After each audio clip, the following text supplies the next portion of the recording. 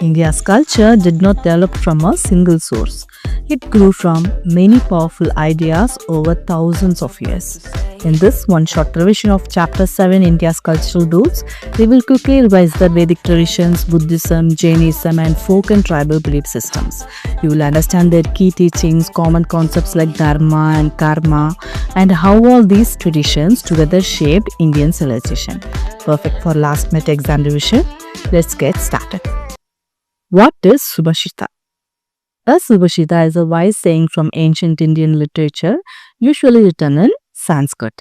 It teaches moral values, life lessons, and practical wisdom in a short and meaningful way. Each Subhashita uses simple words but gives a deep message about life, knowledge, behavior, or character. First, the Subhashita says that true knowledge can never be stolen. A thief may take your money, gold, or phone, but no one can enter your mind and steal what you have learned. Next, it says that rulers or kings cannot confiscate knowledge. Confiscate means to take something away by authority or by force. In ancient times, kings had great power. They could seize land or property, but even they cannot take away a person's knowledge. Then the saying says that knowledge is not a burden. You do not have to carry it in bags or boxes. It has no weight, so it never makes you tired. After that, it gives a very special idea. Knowledge grows when it is used. When you share what you know, teach others, or apply it in life, your knowledge increases instead of decreasing. Finally, the Subhashita concludes that true knowledge is the greatest wealth of all. Unlike material wealth, it stays with you forever and becomes richer every day. When we talk about Indian culture, we must first understand how old it is. Indian culture is very ancient, going back several thousand years. Only few cultures in the world have such a long and continuous history. To explain this, the text compares Indian culture to an old and strong tree. Like a tree, it has many roots and many branches. These roots are deep and strong, showing how ancient Indian culture is. All these roots feed one common trunk. This means that even though Indian culture has many origins, there is a basic unity holding it together. Some branches of Indian culture are art, literature, science, medicine, religion, governance, and martial arts. Each of these shows a different side of Indian civilization. The text then talks about schools of thought. These are groups of thinkers or spiritual seekers who share similar ideas about life and the world. Archaeologists and scholars have found that some cultural roots go back to the Indus or Harappan, that is Sindhu-Saraswati civilization, one of the earliest civilizations in the world. As time passed, hundreds of schools of thought developed in India. Each added something new while staying connected to the main cultural track. Some of the early schools of thought shaped India's unique personality as a civilization. So, by understanding these schools and their roots, we can truly understand India, that is Bharat. What is the meaning of spiritual? Spiritual means related to the spirit or soul, not the physical body or material things. In Sanskrit and many Indian languages, the soul is called Atma. Spirituality, therefore, is not about the body or material things. It is the search for something deeper and higher within us. It means trying to go beyond our ordinary personality. And who is a seeker? A seeker is a person who is always trying to find the truth about life and the world. Such a person asks deep questions and does not remain satisfied with surface level answers. A seeker can be a sage, someone who has gained wisdom through deep thinking and experience. A seeker can be a saint who searches for truth through a life of goodness, devotion, and service. And some seekers are yogis who follow discipline, meditation, and self-control to understand the truth. Others may be philosophers who use reasoning and logical thinking to explore the nature of life and reality. Now let's talk about the Vedas, the oldest text of India. The word Veda comes from the Sanskrit which means knowledge. That's why learning is sometimes called Vidya. There are four Vedas, the Rig Veda, Yajurveda, Samveda and Atharva Veda. These are not only the oldest text of India but also among the oldest in the world. The Vedas are made up of thousands of hymns. Hymns means prayers in the form of poems or songs full of devotion and wisdom. So these hymns were never written down at first. People recited them orally. This tradition kept them alive for generations. Most of these hymns were composed in the Saptasindava region, which we studied in chapter 5. So, when were they written? The exact date of the Rig Veda, the oldest of the four, is hard to say. Scholars suggest that it could be anywhere between the 5th and 2nd millennium BCE. So, for 100 to 200 generations, these hymns were memorized and passed down orally. And through all this time, they hardly changed at all. That shows how serious people valued knowledge and tradition in ancient India. So what is the full form of UNESCO? United Nations Educational, Scientific and Cultural Organization. It's an organization that works to bring people and nations closer. And how does it do that? Through education, science and culture. For example, UNESCO helps countries share knowledge, protect historical sites and promote cultural exchange. UNESCO works to promote understanding and cooperation among countries so that people can learn from each other's culture and live together peacefully. For thousands of years, the Vedas were passed down orally from teachers to students. Every word, every sound was carefully memorized and repeated. This careful preservation is called meticulous transmission. So, meticulous transmission means passing something on very carefully and accurately without mistakes. Because of this amazing tradition, in 2008, UNESCO recognized Vedic chanting.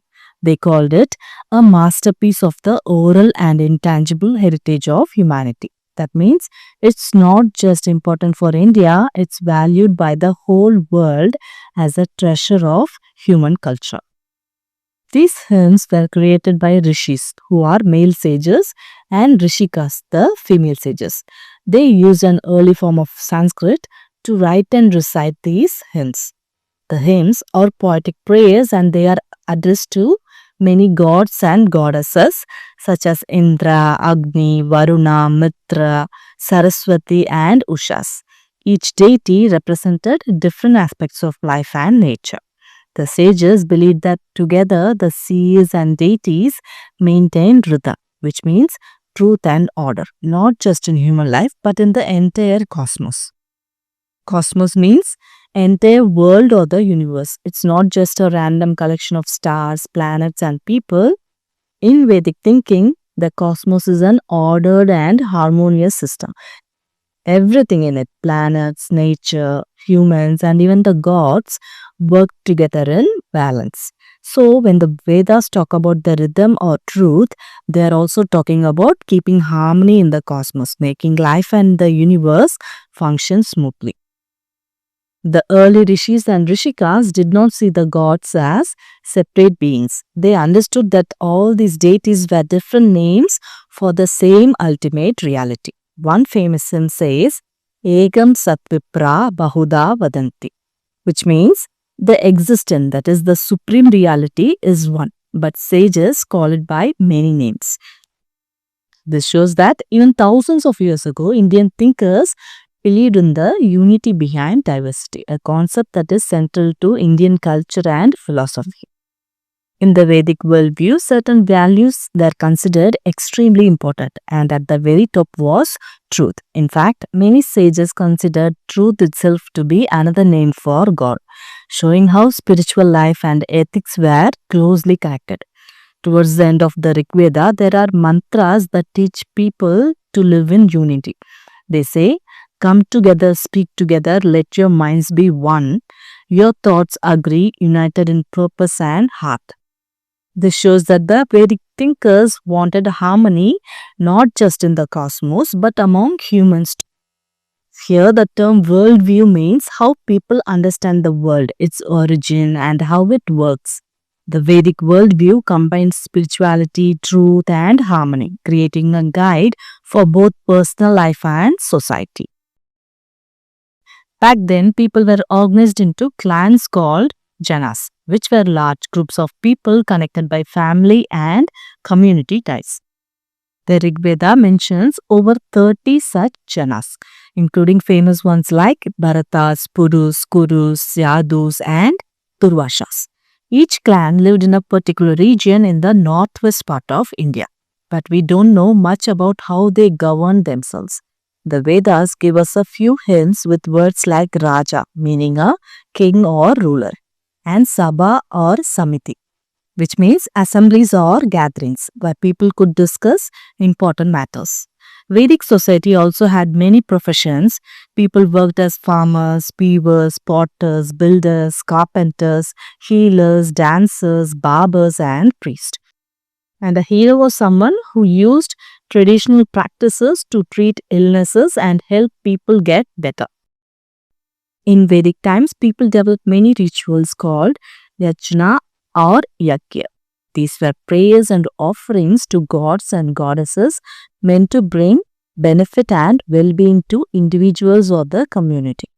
Most daily rituals were offered to Agni, the god of fire, who was considered the messenger between humans and the divine. Over time, these rituals became more and more complex with detailed steps and special ceremonies. Later, a group of texts called the Upanishads expanded Vedic ideas and introduced new concepts like rebirth, which is the idea that life is a cycle of being born again, and karma, meaning our actions and their consequences. One school of thought called Vedanta taught that everything in the world, humans, nature, and the universe, is part of one divine essence called Brahman, not to be confused with the god Brahma. Sometimes it is simply called Tat, meaning that. Two famous mantras explain this beautifully. Aham Brahmasmi. I am Brahman, meaning I am divine.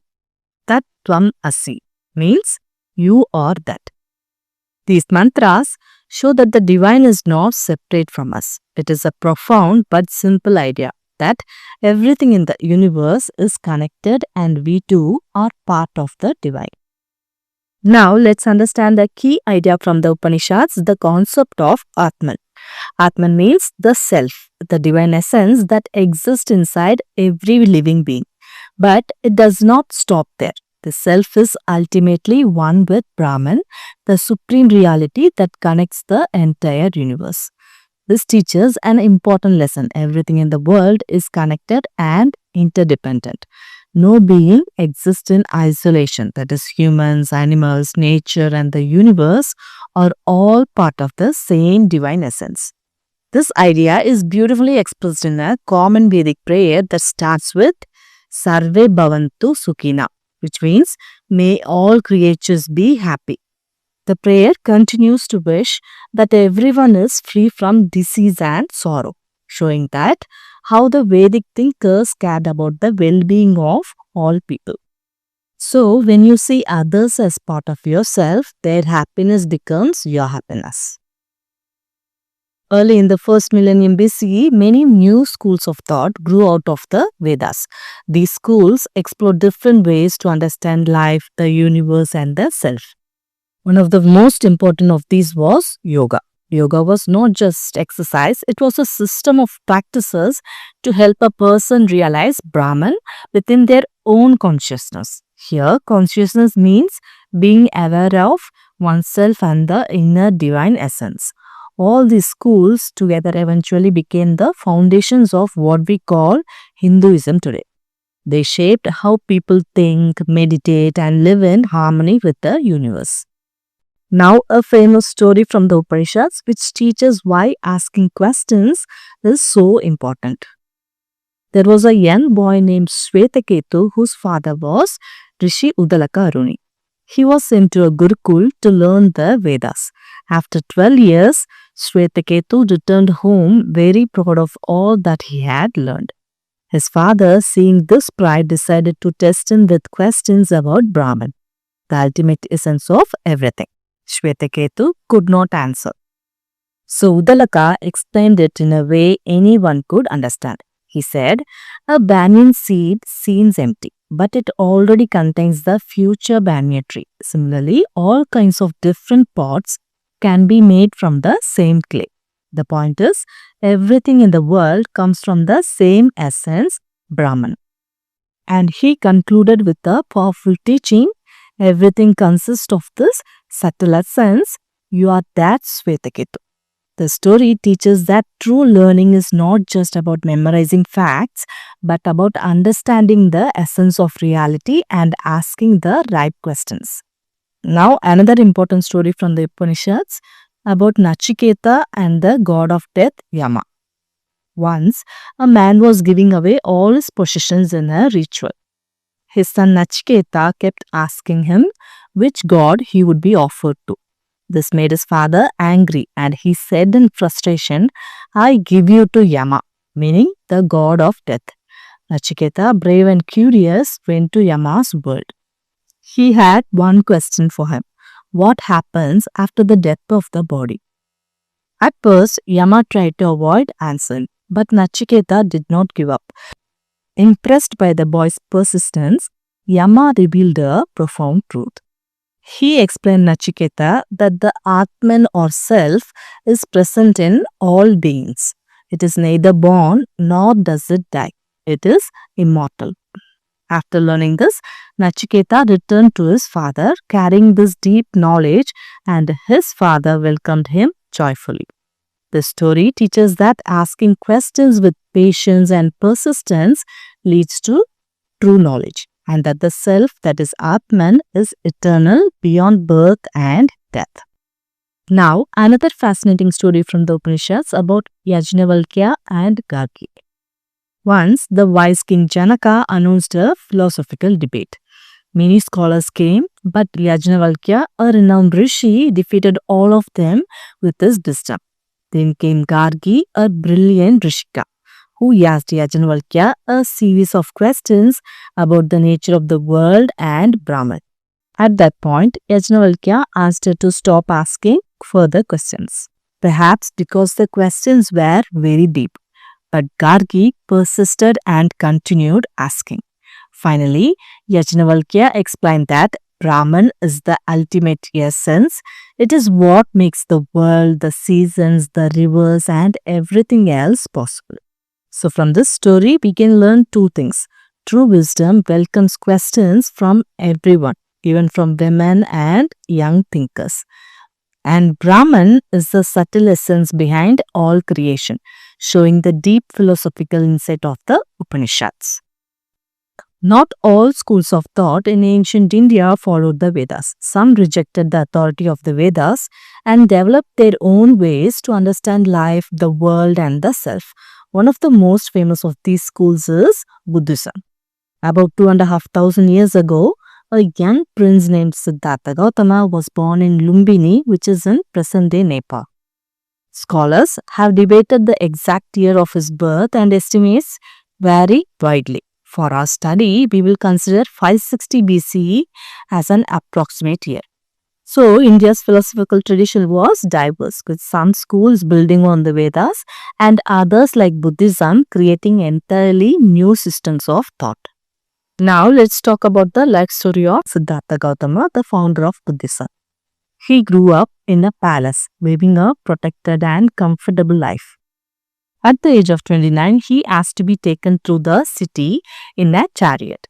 And for the first time, he saw things he had never noticed before: an old man, a sick man, and a dead body. He also saw an ascetic, someone who lived a simple life and seemed happy and at peace. This experience made him question the meaning of life and human suffering.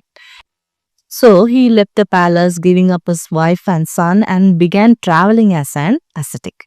He met other ascetics and scholars seeking the root cause of suffering. Finally, after days of meditation under a peepal tree at Bodh Gaya, today in Bihar, Siddhartha attained enlightenment. He realized that ignorance, that is avidya, and attachment are the main causes of human suffering. And he discovered a method to overcome these causes. After his enlightenment, Siddhartha Gautama became known as the Buddha, which means the awakened one. The Buddha began teaching the truths he had realized. One of his most important teachings was Ahimsa, which we often call non-violence.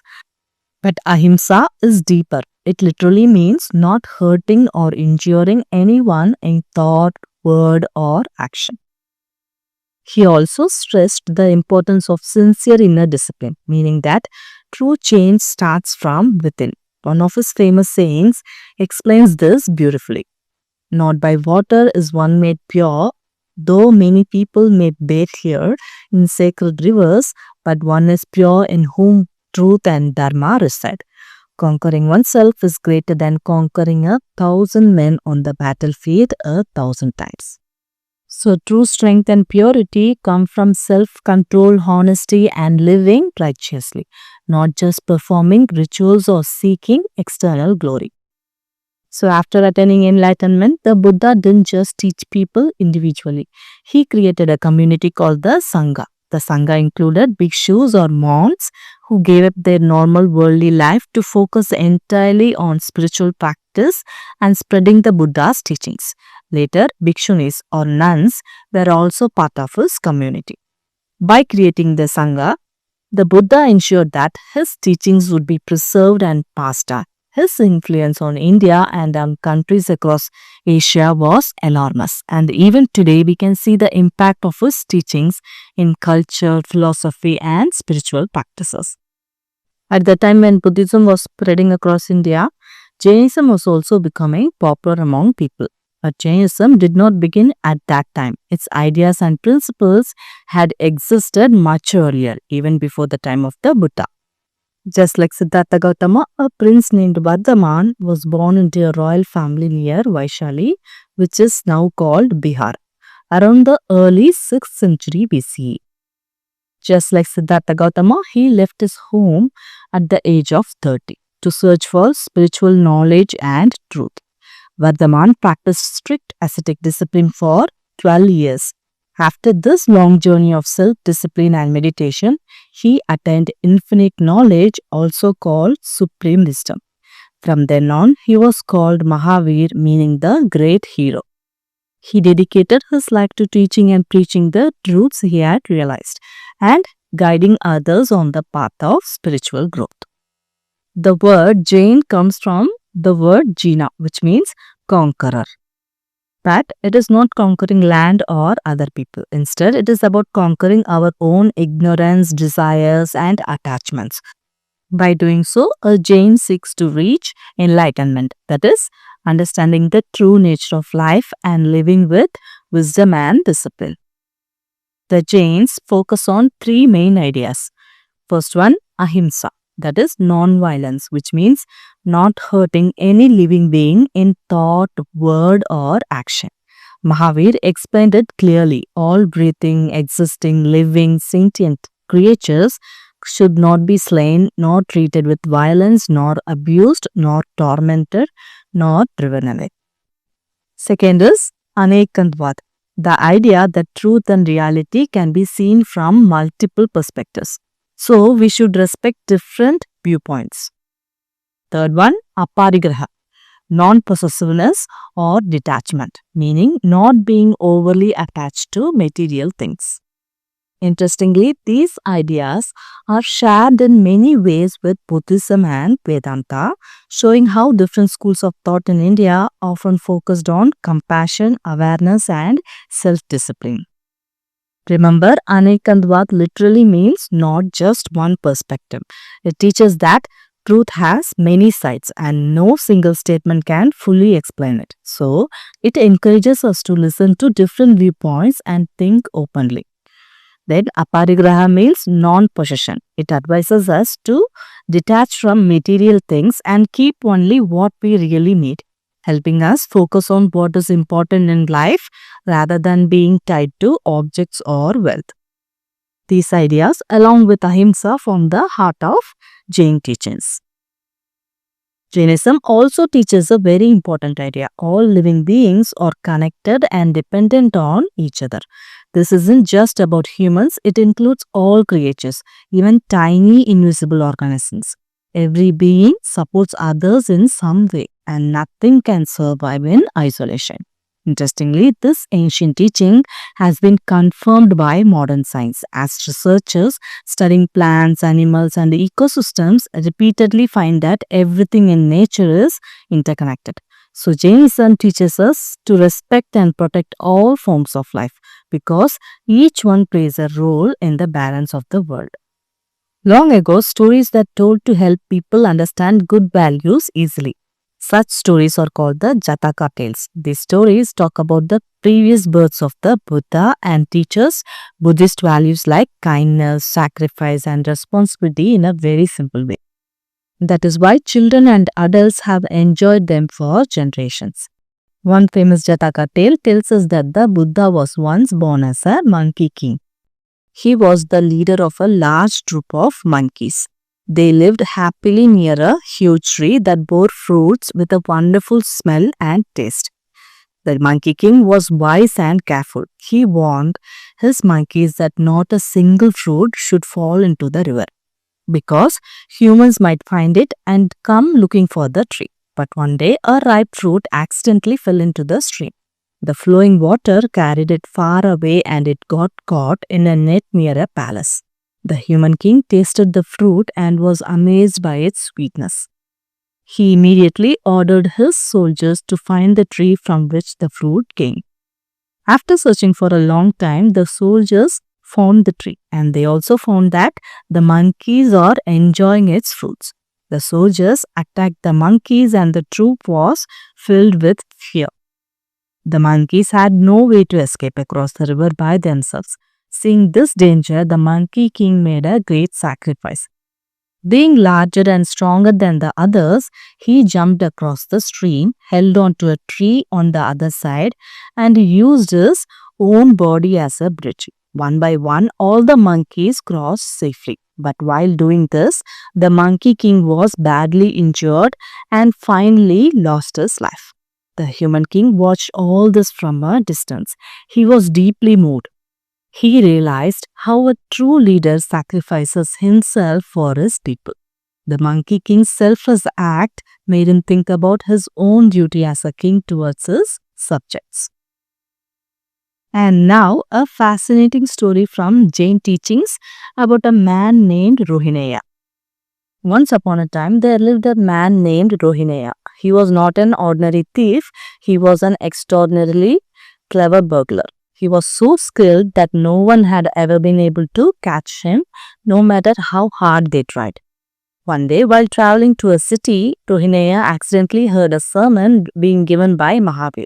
Sermon means a talk or speech in which a religious or spiritual teacher explains moral or spiritual ideas. Mahāvīra was speaking about liberation, freedom from ignorance, greed, and wrong living.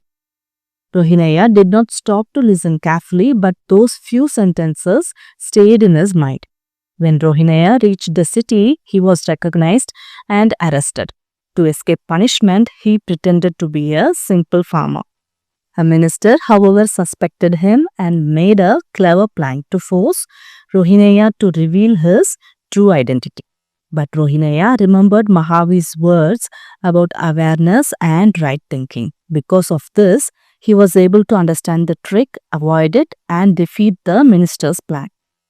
At that moment, Rohineya felt deep remorse. He realized that his cleverness had been used for the wrong purpose.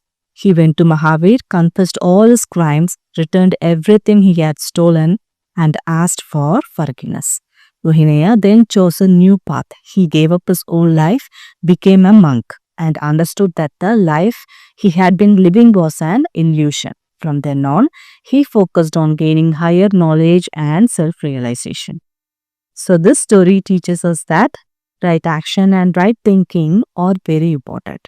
Everyone deserves a second chance to correct their mistakes and change their life. In Buddhism and Jainism, Ahimsa does not mean only not hitting or hurting others. It means something much deeper. Ahimsa also means not hurting anyone through our thoughts. When we feel anger, jealousy, hatred, or wish something bad for someone, that too is a kind of violence, even if we never act on it. If we watch our own mind carefully, we will notice that such negative thoughts come again and again.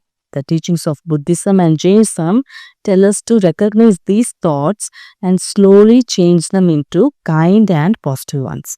Sometimes we are even harsh towards ourselves. We blame ourselves, feel useless, or think negatively about who we are. That too is a form of violence. True Ahimsa teaches us to be kind in action, kind in words, and kind in thoughts towards others and towards ourselves. In both Buddhism and Jainism, the teachings didn't stay in one place. Monks and sometimes nuns traveled far and wide to spread their knowledge. Some of them built monasteries in distant locations, while others lived as ascetics in rock-cut caves, dedicating themselves completely to meditation and spiritual practice. Archaeologists have discovered traces of these monasteries and sometimes even the names of the monks who stayed in the caves, along with the stone beds they slept on. This shows us how dedicated these spiritual seekers were and how seriously they took their mission to teach and guide others.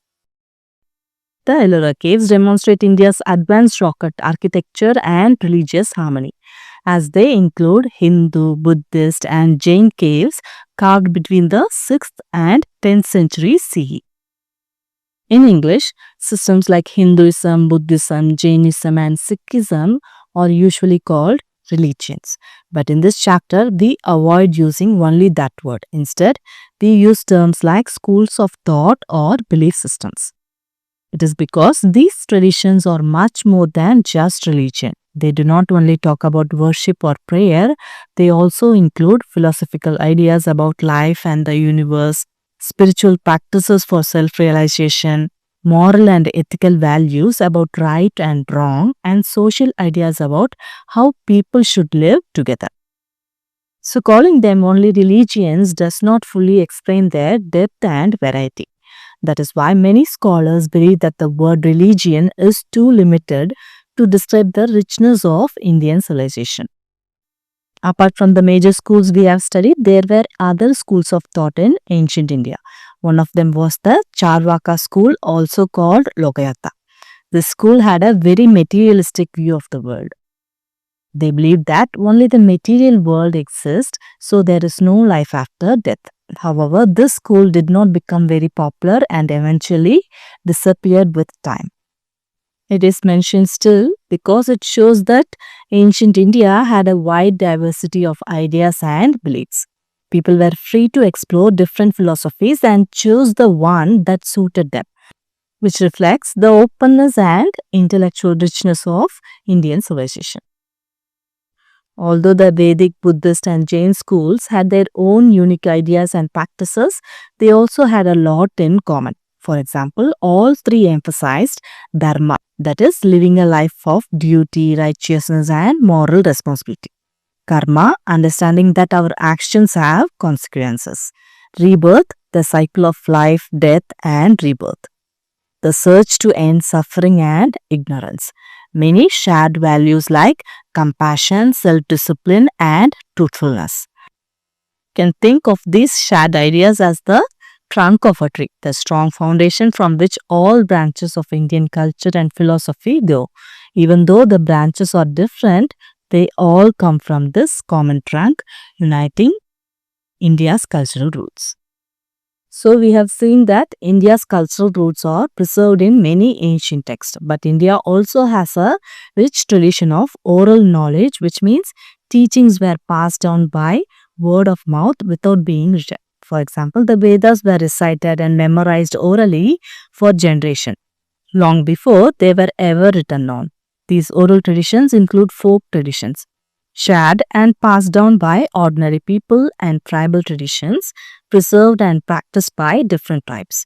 This shows that India's cultural heritage was not only in books but also alive in everyday life, in stories, rituals, songs, and practices of people across the land. Now, let's understand what a tribe really means. Today, anthropologists explain a tribe as a group of families or clans who share a common ancestry, culture, and language. They usually live together under a chief, depend on one another, and do not believe in private property. Interestingly, ancient India did not even use the word tribe. These communities were simply called janas, living in places like forests, hills, or mountains closely connected to nature. In modern times, the Indian constitution uses the terms tribes or tribal communities, and in Hindi they are called Janjati. According to the 2011 census, India had 705 tribes with a population of about 104 million people. That's more than the population of Australia and the UK combined. Sadly, in the 19th century, some scholars wrongly labeled tribes as primitive or inferior. But as researchers studied tribal life more deeply, they realized how rich, organized, and meaningful tribal cultures truly are. Today, such biased ideas are largely rejected. Indian culture did not grow in separate compartments. There was a continuous exchange of ideas between folk traditions, tribal traditions, and major schools of thought like Hinduism, Buddhism, and Jainism. This exchange worked both ways. Gods, stories, beliefs, and rituals moved freely between communities. For example, Jagannath of Puri, one of the most famous deities of India, is believed to have been originally a tribal god. Similarly, many forms of mother goddess worship have deep tribal roots. At the same time, tribal communities have also adapted Hindu deities and traditions long ago. Many tribes even developed their own versions of the Mahāvīra and the Ramayana, adapting these epics to their local culture and language. And this sharing of traditions is found across the whole country, from the northeastern states to Tamil Nadu. This shows how inclusive, flexible, and interconnected India's cultural roots have always been. Now you may wonder how folk, tribal, and Hindu traditions have interacted so smoothly for thousands of years. The reason is simple. They think alike in many important ways. All these belief systems see nature as sacred. Mountains, rivers, trees, animals, plants, and even stones are respected because they believe consciousness exists in everything. Nature is not lifeless, it is alive and divine. Because of this belief, tribes often worship nature-based deities. For example, the Toda tribe of the Nilgiris believes that more than 30 mountain peaks are the homes of gods and goddesses. These mountains are treated with such respect that the Todas do not even point at them with a finger. Even though tribes worship many deities, they often believe in a supreme power, just like in Hinduism. In Arunachal Pradesh, tribes worship Donyapolo, the sun-moon deity regarded as the highest god. In central India, Kandova holds a similar position. In eastern India, tribes such as the Munda and Santal worship Singbonga, believed to be the creator of the universe.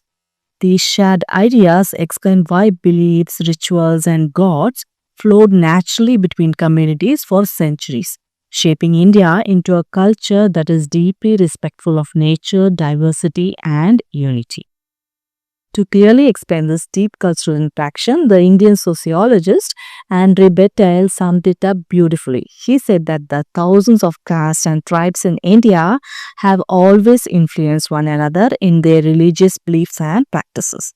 This exchange has been happening since the beginning of history.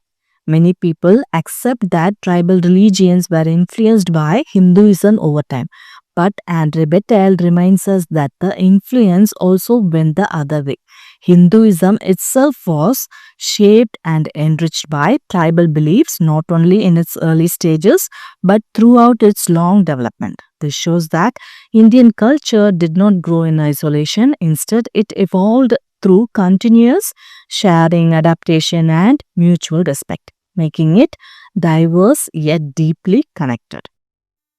So after seeing all these examples, one thing becomes very clear. The long interaction between folk, tribal, and major belief systems enriched everyone involved. Folk and tribal traditions were not separate or lesser. Their beliefs, rituals, and ways of life shaped Indian culture deeply and therefore form an essential part of India's cultural roots. So, what are the points? The Vedas, which are the oldest text of India, gave rise to many ways of thinking. Among them, Vedanta and Yoga became especially famous and influential. Later, Buddhism and Jainism chose a different path. They did not accept the authority of the Vedas, but they focused strongly on moral values, discipline, and specific practices to improve human life. Even though these schools followed different methods, they were united by a common goal to understand why humans suffer and how ignorance can be removed. At the same time, tribal belief systems and tribal art were constantly interacting with Hindu traditions for thousands of years. This interaction was open and natural, with ideas flowing freely in all directions. Most tribal traditions see the land, mountains, rivers, and natural features as sacred, and yet many of them also believe in a higher or supreme power. This beautifully shows how India's culture grew through sharing, not separation, creating a civilization that is diverse yet deeply connected. So, India's culture developed through continuous interaction and mutual enrichment of Vedic, Buddhist, Jain, and tribal traditions. So, with this, we have completed the one-shot revision of the chapter India's Cultural Roots. I hope you found it easy to understand and have noted down all the important points. If you want to see more videos like this, don't forget to like, share, and subscribe to our channel. Thanks for watching. We will see you again in our next video. Bye bye.